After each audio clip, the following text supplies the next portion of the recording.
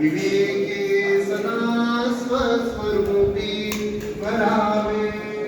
मना सज्जना भक्तिपंथेची जावे तरी श्रीहरी पाविजे तो स्वभावे जनी विद्यार्थे सर्व सोडून द्यावे जनी बंधते सर्व भावे करावे मना पाप संकल्प सोडून द्यावा मना सत्य संकल्प जीवी धरावा मना कल्पना ते